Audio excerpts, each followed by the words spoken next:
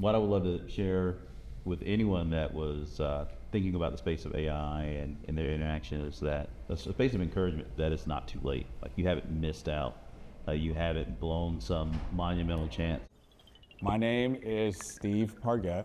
I'm working with Dream Machine. My colleague Kalia is here as well. We're talking about AI every day, but not very often do I get to be in rooms full of Black people and people of color where we actually get to talk about what's going on. Any issue becomes more layered when we bring it into our community because we just have a historical context, a political context, a cultural context. The intention is to just create a space and an opportunity for us to chat a little bit and hear what's on people's mind. Hi, my name is Pam Claire. I've been in healthcare services for 40 years. And my concern is to learn what AI is. I mean, in nursing, there are robots in the hospitals now. I'm a blue-collar worker, Air Force vet. I do most of my work in AI consulting and delivery. I am in the field of accounting. My name is Marcus. I really have a job.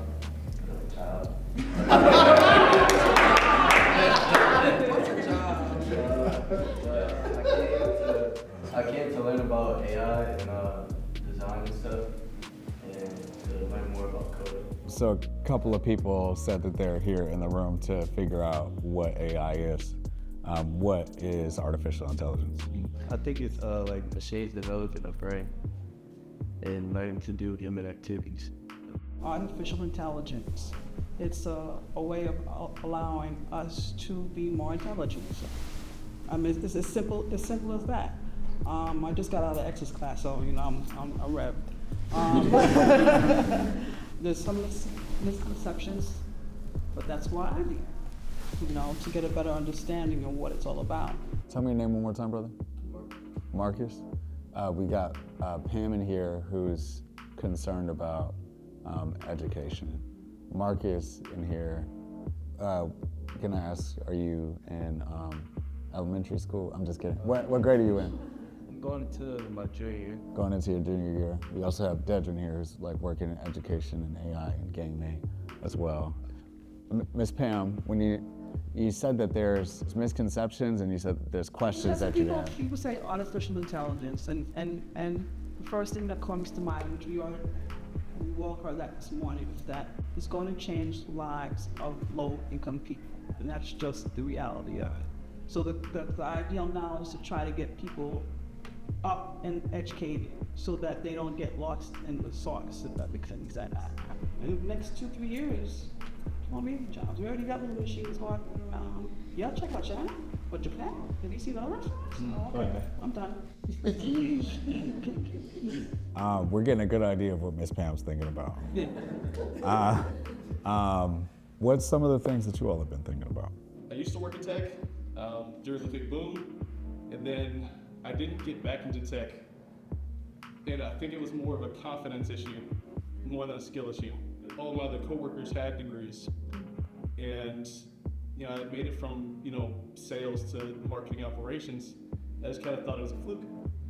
But now that I went back to the, blue-collar world, I realized very quickly this is where I want to be. I knew that artificial intelligence was going to be a tool that would definitely help me expedite some of the processes and some of the workflows that I have in my future. I'm an accountant, so I use email a lot. And I've used Copilot and ChatGPT to streamline my emails, but then I get very long-winded in my emails. So now I can tell it I want my voice to sound professional, I want it to be succinct. And I'll type out this epistle and drop it in there and come back and say, this is all you need to say, man. So it's the machines learning from us to teach us how to be more efficient in what it speaks with. I'm concerned about the educational part of it regarding our children and writing skills and reading skills, or things like paraphrasing and things in writing. When we were in college, we had to write 50 million papers and we can't paraphrase. How will all that stuff impact the children of our future? I want to say something about education because I have 4 children, 3 of them are adults, but my youngest is 11 and we use AI for like everything. And she it's learning who she is, it's learning what she's interested in, and she asks it a question and it answers the question, but then it gives her prompts. It helps her to delve more deeply into ideas, so it's beautiful, right? And we're unschooling, which means she's learning through experience in the world, and so it's very important for her to be engaged. And this allows us to have a teacher in the house all the time and really that doesn't have anything else to do. It doesn't have to do dishes. It doesn't have to go to work. This is its job, to be here for her and answer questions and prompt her. So it's incredible because everybody has a cell phone. Like, your kid can have the best teacher in the world today, right now. I mean, listening to her, it made me realize that I'm looking at AI for a whole different reason. Let's hear it. Still the same reason. A lot of people talk about the education process. I work in IT, and I'm trying to figure out how AI can help me be more efficient and fill in the gap between what I know and what I don't know, and be productive at it. So, for instance, cybersecurity is this big thing. And you have two sides to cybersecurity. You have the policy and procedure side.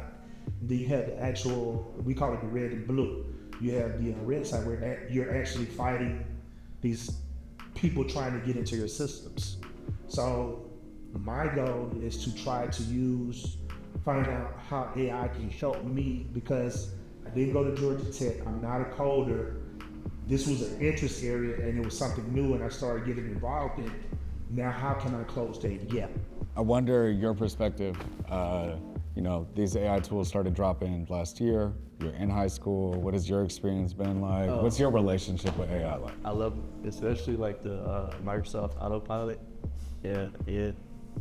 Free cheats, man. I love it. What do you use it for? Like sometimes like different questions in school, and then like we do like different websites in school too, to like do like coding stuff for web design. The opportunity that I'm very excited about is, I think there's an emphasis on learning, right? And being able to fill the skill gap. I think my interest in where we see AI is that all of us are going to have to be perpetual learners. The way that we see this exponential growth of technology, and what say as a computer scientist now won't be the same thing 5 years from now. I think there was that space where you could go to a Georgia Tech or MIT or what have you, and you could at least have a foundational principle of what you learned in school that could carry you probably to a 10, 15, 25-year career. But my bet is that technology and your use case of it is going to change within a 2 to 6 year window for the rest of our generation. That window's just going to get smaller and smaller. You're going to have to perpetually learn, be able to interact with this technology, and the technology is also going to have to learn how to interact with us. And so the same space of learning as youth or learning as someone on the job, it's all going to be synonymous. I think after whatever we perceive the next level of what college turns into, you're going to be perpetual in this alma mater of AI education. So I'm hearing you say that we're entering an age where, because things are going to continue to change, that we're always going to have to keep learning. Right. So my emphasis is that people just need to learn how to learn. They don't need to learn how to utilize AI in its main principle and set right now, because what it is AI also is learning from us. It's a bilateral conversation.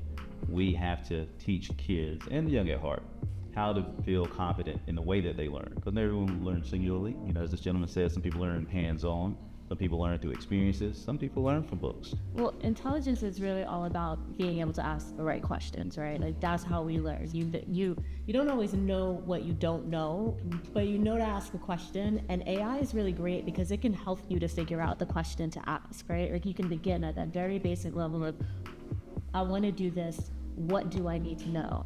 It's your personal assistant in so many ways. Just to add to that, I think that's what makes me hopeful. It's like the hopeful side for me is I think really pushing us towards creativity and imagination and actually like knowing what we want. Like, this seems like a moment maybe singular in all of human history when it's like most important for people to know what they want. Like, what is the future we want? What do I want to do? And there's a possibility that this technology could enable more of that in the world. It sort of requires a curiosity, and it's an active process. And I think one of the things why I don't always appreciate technology is it feels like rather than connecting, it disconnects, and rather than being an active thing, it's an inactive thing. But AI is something that you have to actually approach actively. I wonder what you personally wish more people were thinking about, or talking about, or working on figuring out. One thing for me is, so AI can do what I can't do better than I could ever do. Like, it's fast, it can pull from all this information. So the question for me is, what can I do? Like, what's uniquely, what can I give to the world? What can AI not do and maybe never can do? I don't know what the answer is, but I think it has something to do with being here. I think that's an amazing question, because the AI is getting exponentially smarter, more intelligent, and will be embodied soon. Next year is going to be robots, and we're going to be talking about robots the way that we're talking about AI. And I'd love the question that you're asking of, like, what can AI not do? What is inherently human about me? I feel like you're asking that on like a human level, but then also on a deeply personal level of like each person, what actually can I do? I think it's just a beautiful question. I appreciate you offering that. What else? Kind of intertwined with what he said. I see all the possibilities of AI, but then I always wonder, okay, where does that leave us? Will we be sitting in those chairs, just sliding around? Somebody, just, I mean, what does our existence really look like if we give up that part of us that was so unique to a machine that they become us? So how deep does this rabbit hole go, and where does it leave us? Probably 20 years from now, 40 years from now, we'll probably look back on this and think to ourselves, this must be what God felt like when it came to us. It's doing all these things, and I have no idea where it's gonna go. You kind of take the essence of AI, and I know we talked about it helping us, but really it's about the machines acting like human beings. The part of it helping us is just in some areas it hasn't gotten there yet, so a human being has to be in the loop. But ultimately, the goal is it's artificial. It's like, ultimately the goal is to act like a human being. It makes decisions like a human being. That's where we're going. If you take that in context, for me, the question I was asking myself, I suggest you ask yourself, what does this mean for what you do in the next year to two? What's that going to mean for me personally, in terms of the work I do? And therefore, what do I need to?